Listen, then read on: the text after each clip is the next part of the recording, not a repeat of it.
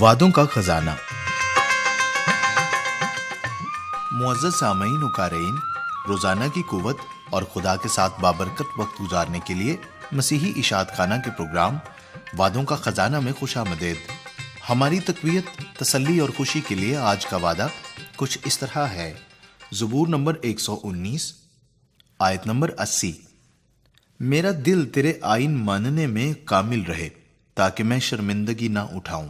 ہمیں جان لینا چاہیے کہ اس الہامی دعا میں یہ یقین شامل ہے کہ جو لوگ خدا کے کلام کے قریب رہتے ہیں ان کو ایسا کرنے سے کبھی شرمندگی نہ ہوگی۔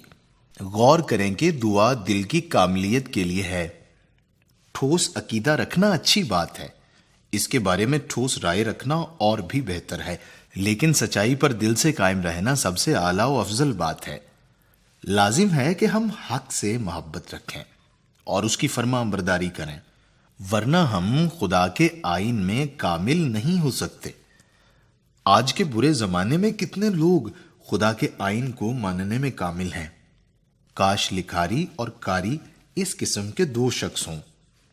بہت سے لوگ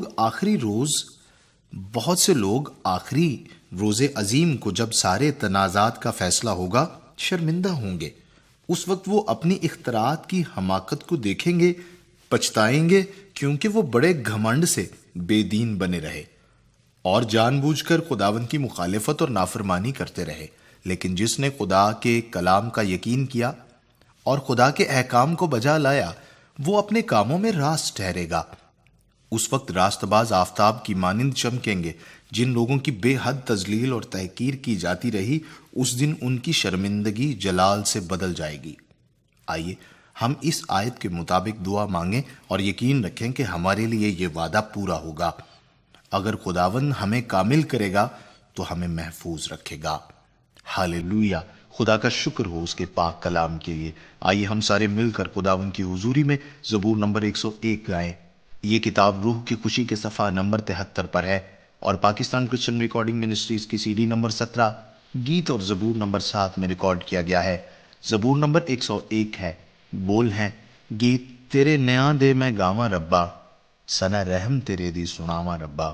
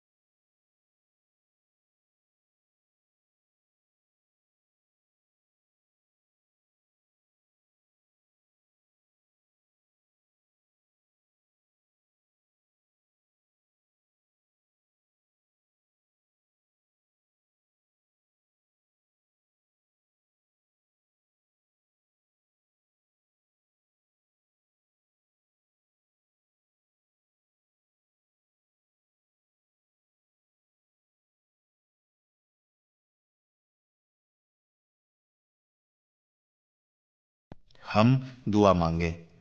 خدا باپ، میں تیرا شکر ادا کرتا ہوں کہ تو اپنا کلام نازل فرماتا اور اپنے لوگوں کو برکت بخشتا ہے۔